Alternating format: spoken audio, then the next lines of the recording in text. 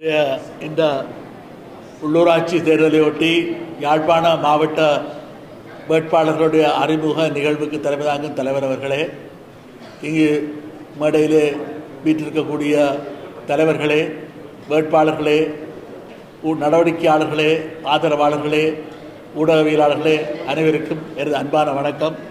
நேரத்தின் அருமை கருதி நான் என்னுடைய கருத்துக்களை மிகவும் சுருக்கமாக முன்வைக்க விரும்புகின்றேன்.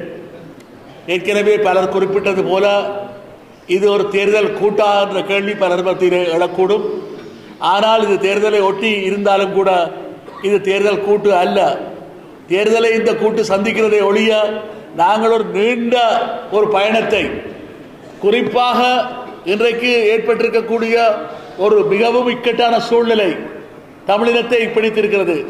இந்த ஜனாதிபதி தேர்தலை தொடர்ந்து பாராளுமன்ற தேர்தலிலே வடக்கு கிழக்கிலிருந்து ஒரு சிங்கள பௌத்த பேரினவாத கட்சிக்கு மிகப்பெரிய ஆதரவு கிட்டி எதிர்வரும் காலத்திலே ஒரு இனப்பிரச்சனைக்கான தீர்வு என்ற ஒரு விடயத்தை தமிழ் மக்கள் ஒற்றையாட்சிக்குள் ஏற்றுக்கொண்டு விட்டார்கள் என்று முடக்குவதற்கான சதி திட்டத்தை முறியடிக்க வேண்டும் என்ற நோக்கிலே தான் நாங்கள் அனைவரும் ஒன்றுபட்டு நிற்கின்றோம் என்பதை இந்த இடத்திலே மிக தெளிவாக கூறிக்கொள்ள விரும்புகிறேன். அரைவாசிக்கு மேற்பட்ட பாராளுமன்ற உறுப்பினர்கள் வடக்கு கிழக்கிலிருந்து தெரிவு செய்யப்பட்டவர்கள் ஒற்றையாட்சிக்கு ஆதரவு தெரிவித்தார்கள் என்ற நிலைமை வருவாக இருந்தால் எங்களுடைய ஈழத்தமிழர்களுடைய எல்லாமே முடிந்துவிடும். இவ்வளவு 1 லட்சத்துக்கு மேற்பட்ட மக்களுடைய உயிர் தியாகங்கள், 50,000க்கு மேற்பட்ட மாவீர செல்வங்களுடைய அவர்களுடைய உயிர் தியாகம், எங்களுடைய லட்சக்கணக்கான மக்களுடைய துன்பங்கள் எல்லாமே ஒரு செயலிழந்து அர்த்தமற்றதாக போய்விடும். அந்த சூழ்நிலையின் அடிப்படையிலே தான் நாங்கள் இன்றைக்கு பாராளுமன்றத்திலே தமிழ் தேசிய மக்கள் முன்னணியுடைய ஒரே ஒரு பாராளுமன்ற உறுப்பினராக கௌரவ கஜேந்திரகுமார் பொன்னம்பலம் அவர்கள் அங்கே எங்களுடைய மக்களுடைய குரலை ஒலித்துக் கொண்டிருக்கிறார். இதை பலப்படுத்தி நாங்கள் எல்லோரும் சேர்ந்து ஒற்றையாட்சிக்கு கீழ் தமிழிடம் ஆதரவு வழங்குவதை முறியடிக்கின்ற செயல் திட்டத்தை வெற்றிகரமாக செய்வதற்காகத்தான் இந்த தமிழ் தேசிய பேரவை உருவாக்கப்பட்டிருக்கிறது. நிச்சயமாக நாங்கள் இதை வெல்வோம். ஒற்றையாட்சிக்கு இந்த தமிழரசு கட்சியாக இருக்கட்டும், 8 பாராளுமன்ற உறுப்பினராக இருக்கட்டும், இவர்கள் ஒற்றையாட்சிக்கு ஆதரவு வழங்குகின்ற நிலைமை வந்தால் இவர்கள் யாரும் இந்த பகுதிக்கு வர முடியாத அளவுக்கு மக்கள் மத்தியிலே ஒரு கொந்தளிப்பை நாங்கள் ஏற்றுக்கொள்ளக்கூடியதில் இருக்க வேண்டும். ஏனென்றால் நல்லாட்சி அரசாங்க காலத்தில் என்ன செய்தார்கள்? ஏக்கிய ராஜ்யம் என்ற ஒரு திட்டத்தை அதுக்கு பெரிய பூசி மழுகி அதுக்கு தமிழுக்கு அவர்கள் சிங்களத்துக்கு ஏக்கிய ராஜ்யத்துக்கு ஆங்கிலத்திலும் ஏக்கிய ராஜ்யம் தான். ஏன் அங்க அர்த்தம் இல்லையா? இவ்வாறான நேரத்திலே தமிழ் தேசிய கூட்டமைப்புகளில் இருந்த டெலோ இயக்கத்தின் சார்பில் இருந்த எங்களுடைய தலைவர், அப்பொழுது செயலாளர் நாயகமாக இருந்த அடர் ஸ்ரீகாந்த் அவர்கள், நாங்கள் உட்பட எல்லோரும் சேர்ந்து அதை நிராகரிப்பதாக பகிரங்கமாக தீர்மானித்திருந்தோம். ஒற்றையாட்சிக்கு கீழ் இந்த ஏக்கிய ராஜ்யம் என்ற அடிப்படையை, ஆனால் நாங்கள் அதிலே 4 கட்சிகளிலே ஒன்றுதானாக இருந்தோம் ஒழிய பெரும்பான்மை இல்லாத காரணத்தில் அவர் தாண்டி சென்றார்கள். ஆகவே இன்றைக்கு ஜேவிபி என்ன சொல்கிறது? அந்த விட்ட இடத்திலிருந்து தொடங்க போகிறார்களாம். ஆகவே இவர்களுக்கு வாய்ப்பாக இருக்கு ஏக்கிய ராஜ்யவை ஏற்றுக்கொள்கின்ற நிலைமைக்கு. அதற்கு எவ்வளவோ கருத்துக்களை சொல்லிக் கொண்டிருக்கிறார்கள். இது ஒற்றையாட்சிக்கு கீழே எந்த ஒரு அதிகார பகிர்வையும் பெற முடியாது என்பது எல்லோருக்கும் தெரிந்த முடியும். ஆனால் அப்பொழுது காலத்துக்கு காலம் அவர்கள் வீரவசனம் பேசுவார்கள். அண்மை காலத்திலே ஜனாதிபதி கோட்டபாய ராஜபக்சே, முன்னாள் ஜனாதிபதி காலத்திலே நியமிக்கப்பட்ட அரசியலமைப்புக்கான குழு முன்னிலையிலே நாங்கள் ஒவ்வொரு கட்சிகளும் அல்லது கூட்டணிகளும் சேர்ந்து எங்களுடைய சமர்ப்பணங்களை சமர்ப்பித்தோம். அப்பொழுது தமிழ் தேசிய கூட்டமைப்பு இருந்த சம்பந்தன் ஐயா தலைமையிலே சென்றவர்கள் என்று சொன்னார், வெளியக சுய நிர்ணய உரிமையை கோருகின்ற உறுத்து எங்களுக்கு இருக்கிறது. இருக்குன்னு சொல்லிக்கொண்டு இவ்வளவு அளவு இருந்தீர்கள். இப்ப ஐயா நீங்க போயிட்டீங்க, தீபாவளிக்கு வருது அதுக்கு வருது ஐயாவும் போய் இல்லை, இப்ப அது சொல்றாங்க ஆள் இல்லை. ஆகவே இன்றைக்கு மறைமுகமான ஒரு நிகழ்ச்சி நிலையிலே நீங்கள் ஓடிக்கொண்டிருக்கிறீர்கள். ஆகவே நேர்மையாக ஒரு இறுக்கமான நிலைப்பாட்டை எல்லா தமிழ் தேசிய கட்சிகளும் எடுத்தாக வேண்டும், அணிகளும் எடுத்தாக வேண்டும். இதிலே தேர்தலில் நீங்கள் யாரும் மோதுங்கள், யாராவது கூட எடுங்கள், குறை எடுங்கள், அது எங்களுக்கு பிரச்சனை இல்லை. ஆனால் இந்த இனத்தினுடைய அரசியல் இவ்வளவு தியாகங்களுக்கு மத்தியிலே வந்த விடயத்தை விலை பேசி எதிர்காலத்திலே எதையுமே எங்களுடைய பிற்கால சந்ததி கோர முடியாத ஒரு அவலமான நிலைமைக்கு கொண்டு போய் தள்ளுவதற்கான எடுக்கிற முயற்சியை முறியடிப்பதற்கு தான் இந்த தமிழ் தேசிய பேரவை. நாங்கள் பாராளுமன்றத்திலே இருந்து பார்த்தவர்கள் இந்த ஜேவிபியை.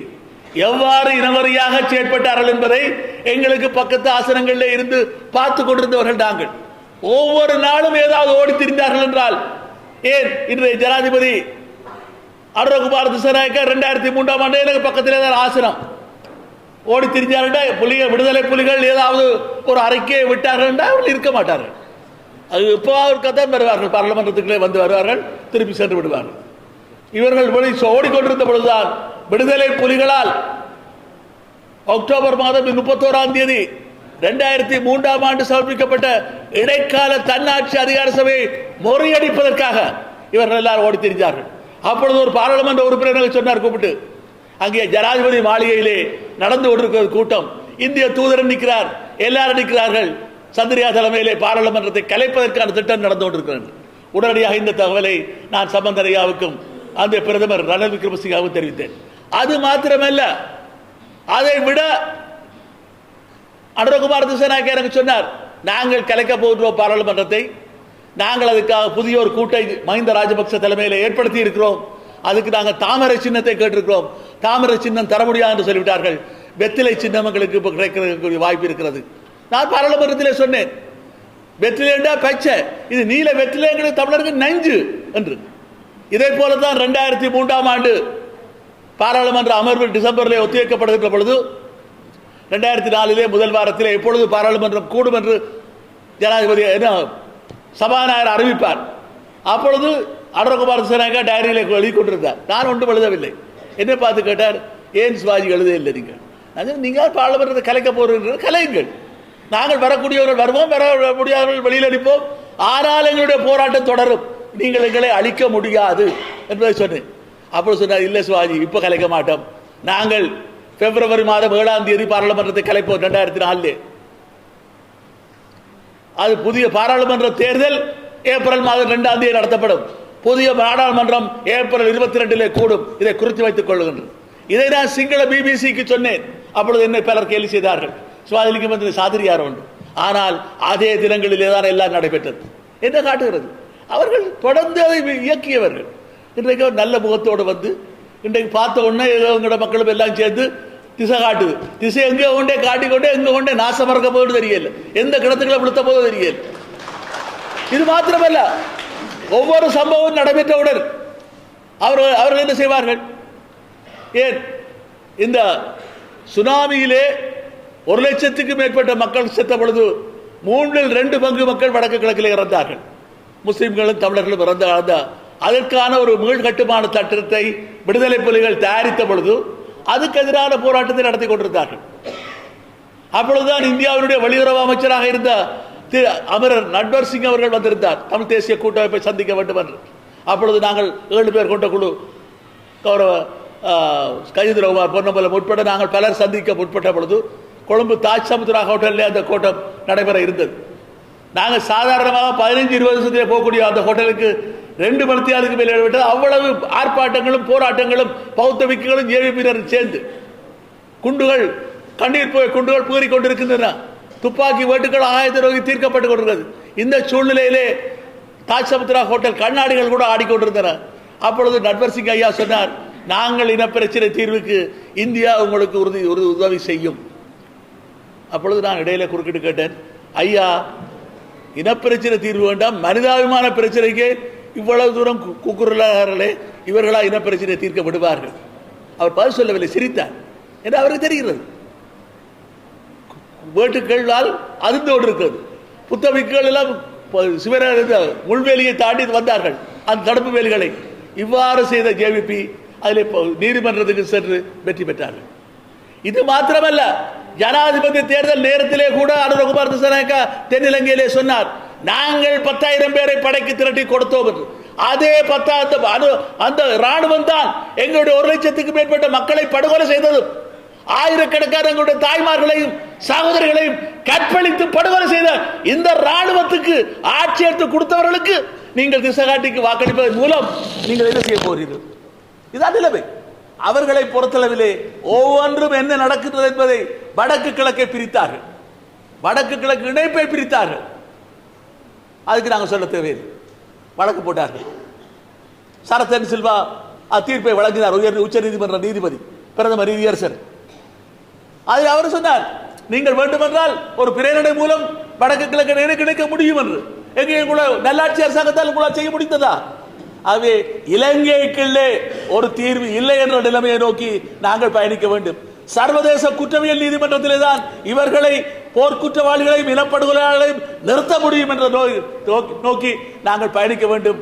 அது மாதிரி நாங்கள் சுயநிர்ணய உரிமையை, எங்களுடைய சுயநிர்ணய உரிமையை வென்றெடுப்பதற்காக நாங்கள் மிக இறுக்கமாக அதை சர்வதேச ரீதியாக பல நாடுகள் சேர்ந்து நடத்தக்கூடிய புலம்பெயர் தமிழர்களும் பங்கு பெற்றக்கூடிய ஒரு பொது வாக்கெடுப்பை நோக்கி நாங்கள் அனைத்து பேரும் முன்னேற வேண்டுமே. இலங்கைக்கு எந்த தீர்வும் இல்லை என்பதை எங்களுடைய மக்களுக்கு அடித்து சொல்ல வேண்டும். ஆகவேதான் இந்த இடத்திலே தான் அவர்கள் திசை காட்டியை வைத்துக் கொண்டு இந்த தேசிய மக்கள் சக்தி இன்னுமேலும் வடக்கு கிழக்கிலே பெரும்பான்மை ஆசனங்களை பிடிப்பார்களாக இருந்தால் அவர்கள் கூறுவார்கள் எங்களுக்கு தொடர்ந்து ஆதரவு இருக்கிறது. ஆகவே அதை முறியடிக்க வேண்டும் என்ற வகையிலே நாங்கள் எங்களுடைய அந்த உள்ளூராட்சி மன்றங்களிலே எங்களுடைய பிரச்சார இயக்கத்தை தீவிரப்படுத்த வேண்டும். உங்களுக்கு தெரியும், பல ஜனாதிபதி நேரடியாக வெள்ளத்துறைக்கு வந்து கட்டிப்பிடிச்சு ஒரு அம்மாவை வச்சு ஏதோ பெரிய தாரதோ செய்வது போல காட்டி அவர்கள் அங்கே பாலும் தேனும் ஓடுவது போல பணம் பீரிட்டு பாய்கிறது. பல விதமான சூழ்ச்சிகள், ரோடு போட்டு தர போறோம், அது போறோம், இது போறோம் என்று எல்லா விதத்திலும் நடக்கின்ற விஷயத்தை முறியடிப்பதற்காகத்தான் நேரடியாகவே இந்த தமிழ் தேசிய கூட்டமைப்பு இன்றைக்கு சோரம் போய் இன்றைக்கு இலங்கை தமிழரசு கட்சியாக நின்று கொண்டிருக்கின்ற சூழ்நிலையிலே நாங்கள் இன்றைக்கு தமிழ் தேசிய மக்கள் முன்னுடன் இணைந்து தமிழ் தேசிய பேரவையை நிறுவி நாங்கள் இன்றைய தமிழ் தேசிய கட்சி இந்த வல்லுவத்துறை நகரசபை உட்பட பல உள்ளூராட்சி மன்றங்களிலே களமிறங்கி இருக்கிறோம். அதிலும் குறிப்பாக தமிழ தேசிய தலைவர் மேதகு பிரபாகரனுடைய சொந்த ஊரை நாங்கள் பிடித்து விட்டோம். அதே போல ஏனைய பெரிய நீண்ட காலத்திலே ஆரம்ப கால தலைவர்களாக இருந்த அமரர்கள் தங்கத்துறை, குட்டிமணி போன்றவர்களுடைய தளபதிகள், மாவீரர்கள், போராளிகள் பிறந்த மண்ணை நாங்கள் பிடித்து விட்டோம் என்று காட்டுவதற்கான அந்த மமதையை உடைத்தறிவதற்காக நான் என்னுடைய சுயநத்தையும் பொருட்படுத்தாமல் வல்லுவத்துறை நகரசபை தலைவர் பதவி களமிறக்கி இருக்கிறேன். நிச்சயமாக அந்த மக்கள் சக்தியை, தேசிய மக்கள் சக்தியை அடித்து நொறுக்குவோம் என்ற நம்பிக்கை எங்களுக்கு பிறந்திருக்கிறது. ஆகவே அவர்களுக்கு தோல்வி நிச்சயம் என்ற நிலைமை உருவாக்கப்பட்டிருக்கிறது. ஆனால் அவர்களுக்கு மிகவும் பயங்கரமான தோல்வியை ஏற்படுத்துவதற்கான முயற்சியில், தீவிரமான முயற்சியிலே நாங்கள் இறங்கி இருக்கிறோம். இதுபோல நீங்கள் ஒவ்வொரு சபைகளிலும் நீங்கள் இறங்கி வேறு செய்வீர்களாக இருந்தால் நாங்களும் நீங்கள் எங்கே இடத்திலே பிரச்சார கூட்டங்களுக்கு கலந்து கொள்ளக்கூடிய அளவுக்கு நாங்கள் வருவோம். நிச்சயமாக இது ஒரு வேள்வி, ஒரு டெஸ்ட் மாதிரி, ஒரு பரீட்சை போல நாங்கள் இதிலே இறுக்கமாக நின்று சாதித்து காட்டுவோமாக இருந்தால் தமிழ் தேசிய பேரவை தமிழ் மக்களுடைய அந்த இறமையின் அடிப்படையிலான சுதந்திரத்தை எங்களை நாங்களே ஆளக்கூடிய தீர்வை வென்றெடுப்பதை நோக்கி பயணிப்பதற்கான எங்களுக்கான ஒரு உத்தரவாதத்தை அல்லது அங்கீகாரத்தை தமிழ் மக்கள் வழங்கியதாக எடுத்துக்கொள்ள முடியும் என்று வைத்துக் கொண்டு அந்த வகையிலே நாங்கள் பயணிக்க வேண்டும். அந்த வகையிலே எங்களுடைய மக்கள் அத்தனை பேரும் ஆதரவை நாங்கள் நாடி நிற்கின்றோம். அதை விடுத்து ஏற்கனவே சொன்னது போல தலைவர் ஸ்ரீகாந்த் ஐயா சொன்னது போல பார்வையாளராக இருக்கார்கள், எல்லோரும் பங்காளிகளாக இருங்கள். புலம்பெயர் தேசங்களில் இருக்கக்கூடியவரோட நீங்கள் தொலைபேசி மூலம் என்னென்ன வழிகளிலோ இங்கு இருக்கக்கூடியவர்களுக்கு நீங்கள் உங்களுடைய அறிவுறுத்தல்களை வழங்குங்கள். அத்தனை பேரும் அதை செய்ய வேண்டும். அதை விடுத்துவிட்டு அரசாங்க ஊழியர்களில் இருப்பவர்கள் போட்டீர்கள் திசை காட்டிக்கு, இந்த முறையும் போட போகிறீர்களா இல்லையா என்பதை நாங்கள் பார்த்து கொண்டிருக்கின்றோம். ஆகவே தயவு செய்து உங்களுடைய நெஞ்சுகளை, மனச்சாட்சியை தொட்டு பார்த்து இந்த இறந்து போக கற்பழித்து கொல்லப்பட்ட அந்த தாய்மார்களை நினைத்து பாருங்கள். அதே போல எங்களுடைய உயிர்களை கொடுத்த அந்த குஞ்சு சின்ன சின்ன பிள்ளைகள், பாதிரிபர்கள், அத்தனை லட்சக்கணக்கான உயிர் தியாகத்தை அல்லது இந்த 50,000க்கும் மேற்பட்ட மாவீரர்களுடைய உயிர் தியாகங்களை நீங்கள் ஒரு கணம் சிந்திப்பீர்களாக இருந்தால் நிச்சயமாக தேசிய மக்கள் சக்திக்கு வாக்களிக்க மாட்டீர்கள், வாக்களிக்க கூடாது. அது நீங்கள் யாருக்கு வாக்களித்தாலும் பரவாயில்லை. எங்களது தமிழ் தேசிய பேரவைக்கு உங்களுடைய ஆதரவை நீங்கள் தருவதன் மூலம் எதிர்காலத்திலே மிகச்சிறந்த ஒரு அரசியலை நோக்கி பயணிப்பதற்கான ஒரு அங்கீகாரத்தை நீங்கள் வழங்குவதாக கொண்டு அந்த வகையிலே எங்களுக்கு மிகப்பெரிய அளவிலே வெற்றியை ஈட்டித் தருமாறு உங்கள் அனைவரையும் அன்பாக கேட்டு விடைபெறுகின்றேன்.